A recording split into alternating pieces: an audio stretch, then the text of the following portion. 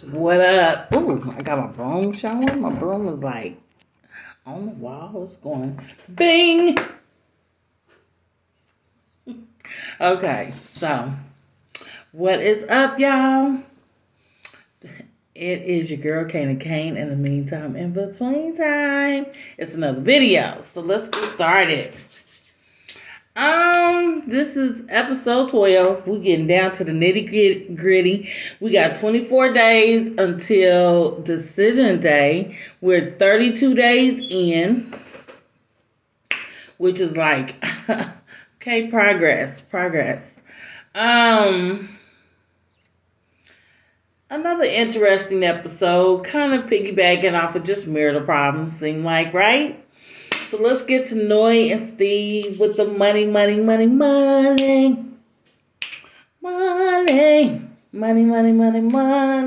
Yeah, that song just hit my spirit. I don't know. Anyway, so Steve and Noi, they're comical at this point. I think Steve, he needs to kind of be careful. You know, he's accepting bull that if I was him, I'd nip in the butt real quick because I wouldn't let somebody like her talk to me like that. And if you watched it, you know what I'm talking about. The kitchen scene, they're talking about chores and who's gonna do what and what's gonna do who, and you know they trying to divide it up. And when she told him to basically, she didn't want to. First of all, can I say she was just trying my man? Like the way she's looking at him, that side eye. I don't feel comfortable with people giving me the side eye, so that would have been issue for me. Just like real talk, like looking at me like I don't want to do the bathroom. I hate doing the bathroom. Yeah. Like, girl, you did it before he came along, so what's the big deal? Like, if y'all got two bathrooms, get one of the bathrooms, working or not. You still need to contribute. You know what I'm saying? Just because he doesn't work and he's there all day, you still need to contribute to a chore. Okay, you want to take out the trash? Okay, then clean that bathroom. Straight up. But when she said for him to kiss her ass, this is why I'm concerned with Steve. Because, Steve, you should have nipped that in the butt and let her know, don't talk to me like that. Don't talk to me like that. Don't come at me like that. Don't. But see, when a person's not working, straight up, and women got this bad, they'll make you feel like crap. Like, you know, you a punk, and treat you like that. If you're contributing money to the household or the situation, are you at least covering yourself so far right now?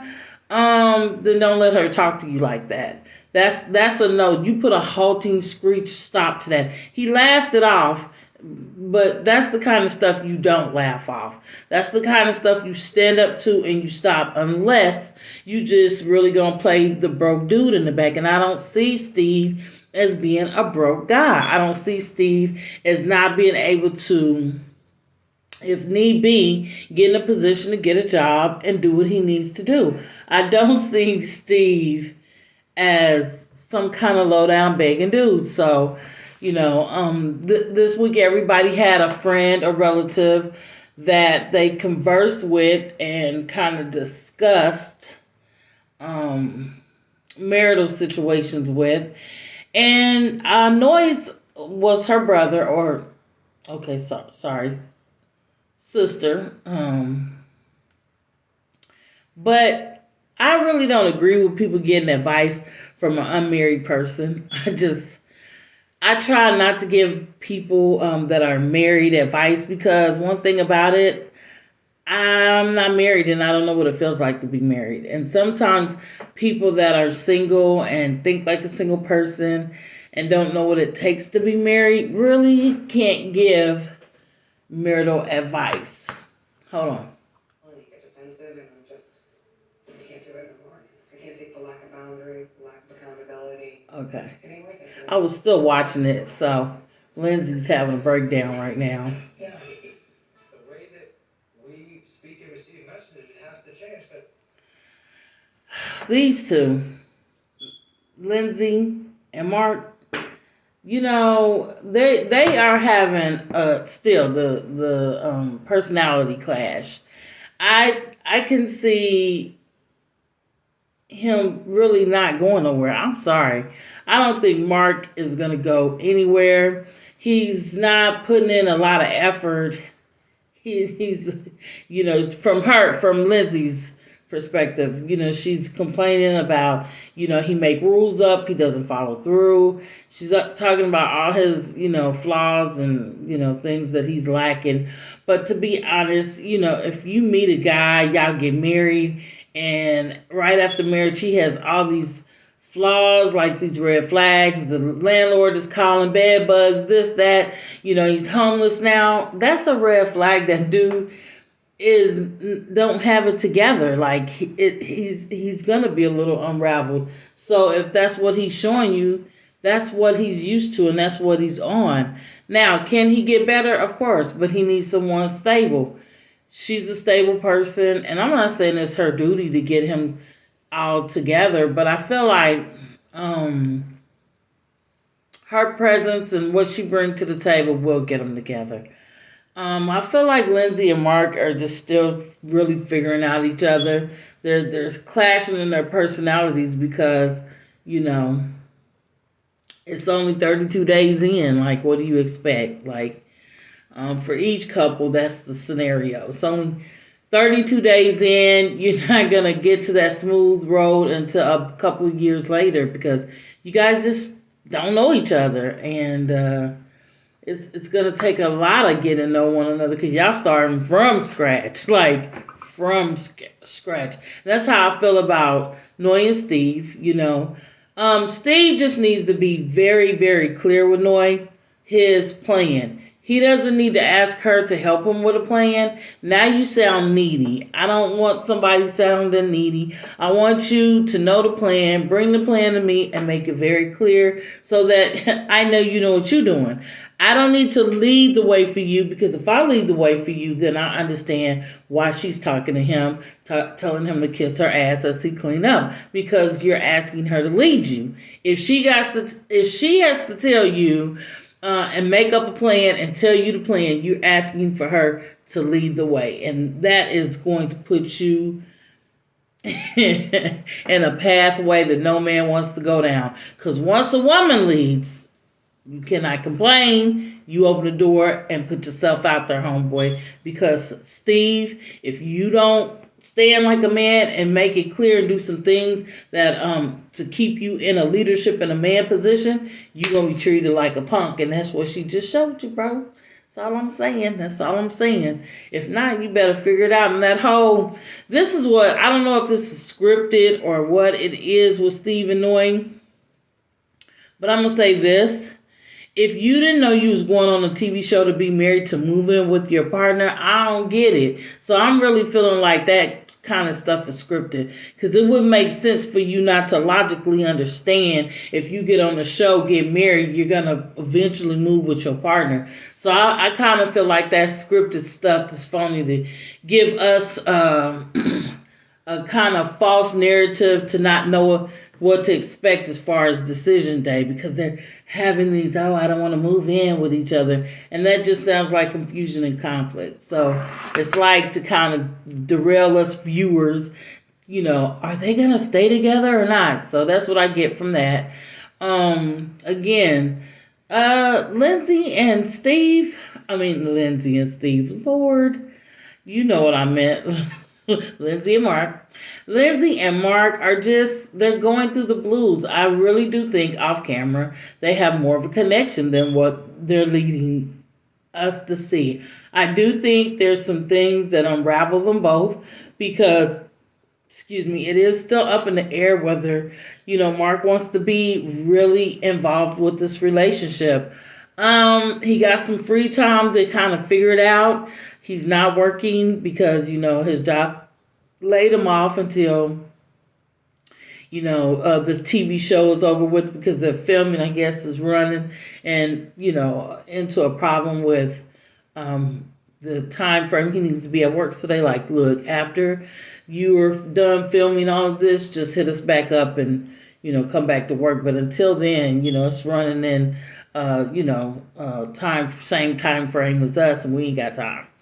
So for me, he has a lot of free time to either kind of get it together, get a little part-time something gig to have a little money. So when this is all said and done, you can move out or move on and get it together. If he doesn't do any of these things, I don't see him leaving Lindsay. I see him moving in her space and figuring it out after that, because again, he's gonna be homeless. I mean, like, he's gonna,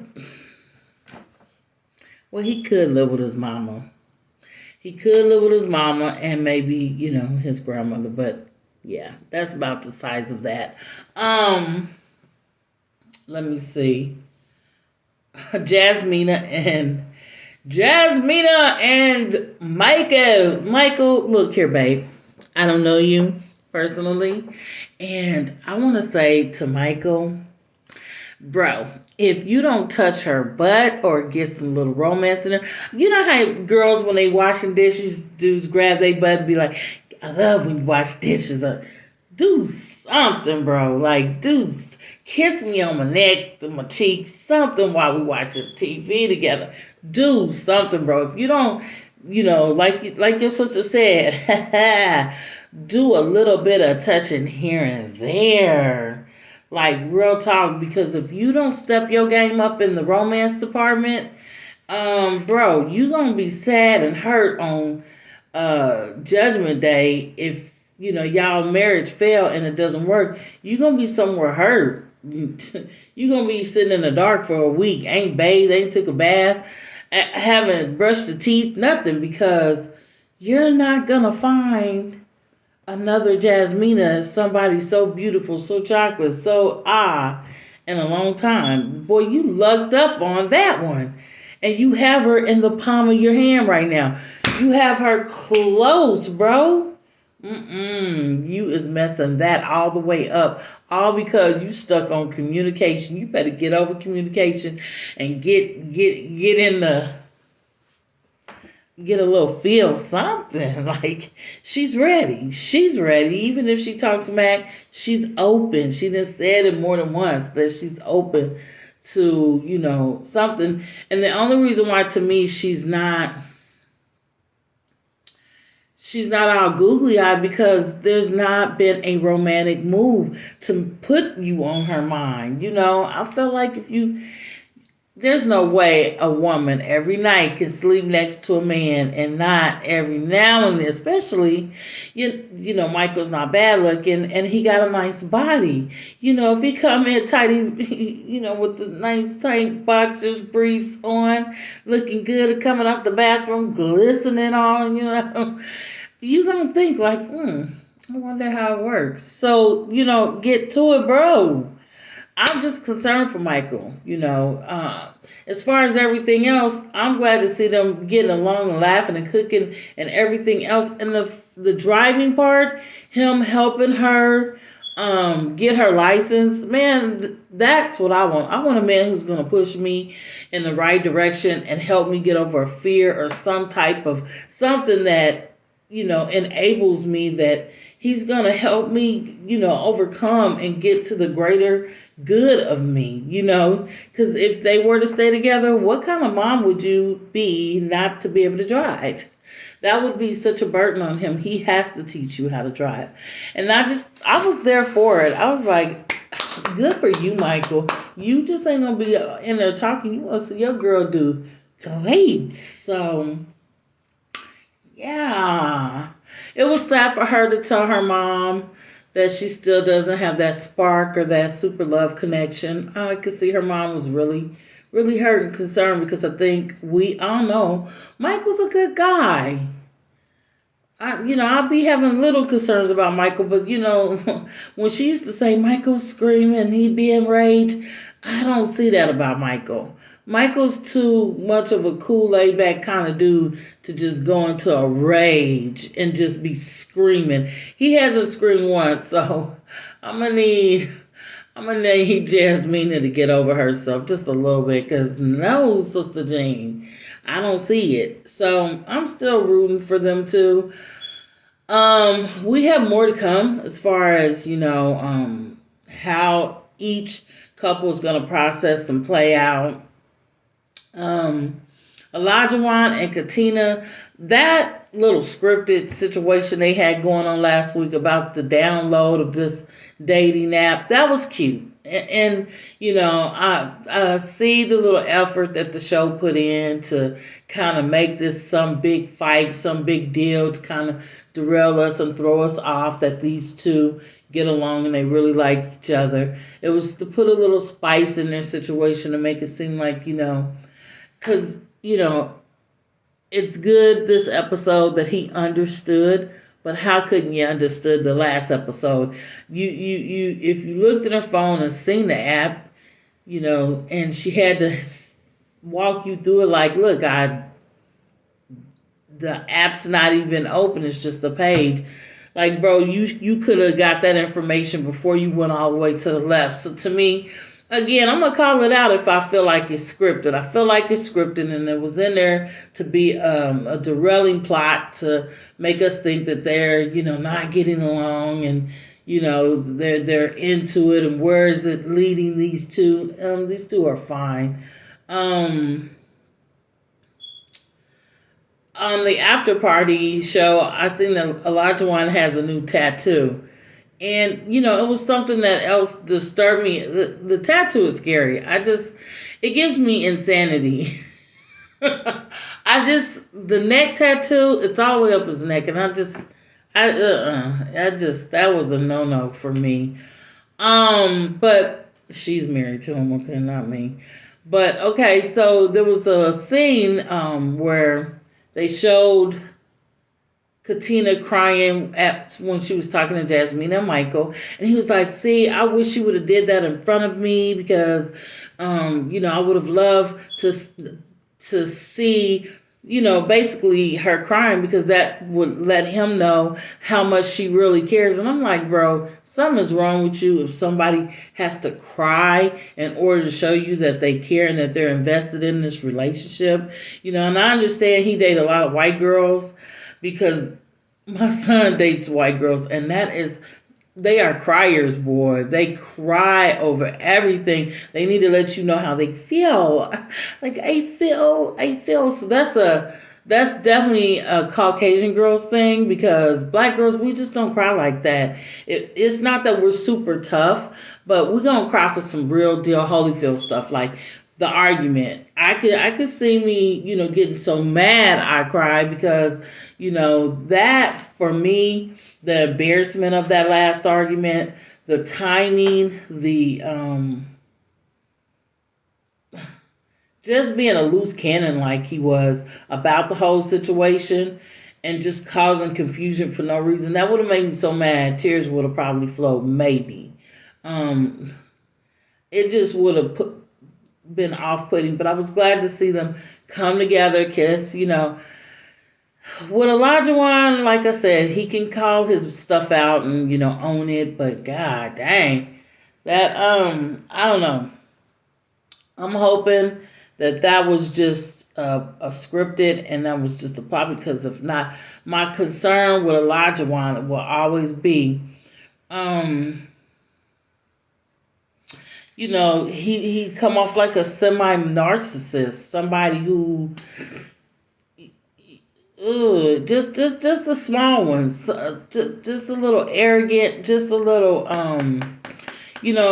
I understand he has a condition. What was it, ADHD? I mean, so he's hyper, but it's a lot of hype expectations that, to me, can be just a little too much over the top, too much expectation. So I don't know, but I was glad to see.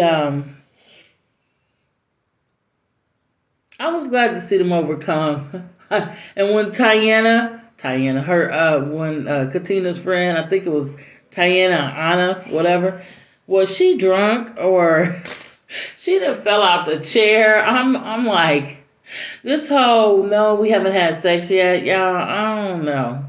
I just don't buy it. You just have to go by what people say. But them two, they're playing it off good, I think. But it kind of makes sense every time they say that they're not doing it. I feel bad for thinking that they have. It's just, I don't know. Olajuwon just don't seem like the type who could really wait, because to me, the way he was acting before it probably went down, he was acting a lot more needy and just so pleasing, and you can always tell when it happened because that part goes away. That's the only reason why I think that. But when somebody say they haven't done something, you got to take them at their word. So we're gonna say they haven't done it yet, but this week was just another week of the process. Everybody got to try to get along.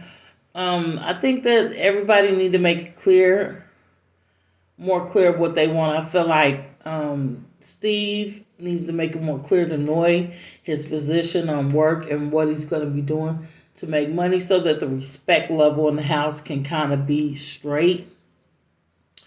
Jasmina and Michael, he needs to make it clear about trying to move to level 2, to make it to home base somewhere, to, get the romance going, so that, by decision day, they can know very clearly if they really are into each other. He needs to try to see if she's receptive, she's receiving of him, so that he can see, are they really compatible? Is there a next level for them?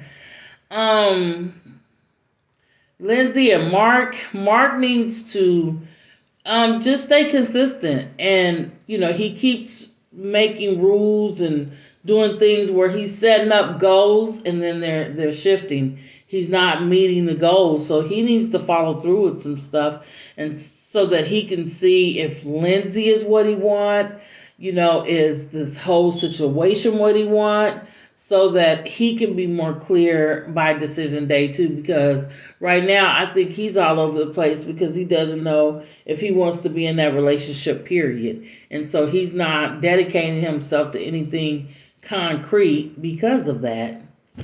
And then Olajuwon and Katina. I believe Olajuwon and Katina are good.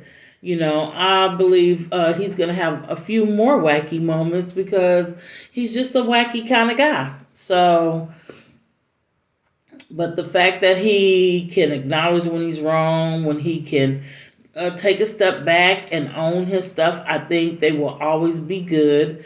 At least I will say this, at least he's not being delusional. He's very clear when he can be wrong and he needs to take that step. Again, I like he clarifies how much he likes her and appreciates her. And so that's always good for a girl to hear. But I think he needs to calm down on the abusive. I see a little abusiveness in him, and, small narcissist behavior that is a concern. It could be a big concern, longevity, and once the cameras go off. But that's what Katina has to see. She has to take that risk and see if the person she's with, if it's worth sticking with afterwards, if he's trustworthy. And so I think her guarding her heart somewhat, and like her friend, like she told her sister-in-law, just, protect her heart and, keep looking out and be more poised and positioned with what she see about, Olajuwon, and make a good conscious decision at the end. So that was my view on episode 12. Thank you guys for listening. Look, if you don't agree with some of the stuff I said, go ahead and leave a comment below. Like, share, and subscribe. Don't be scared. And I would say check me out on some of my other social media platforms, but I'm not ready for that yet.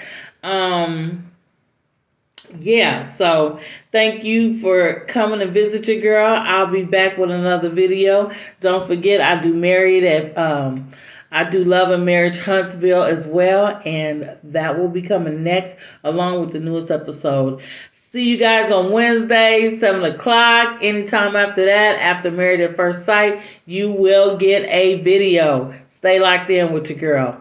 Thank you. Bye.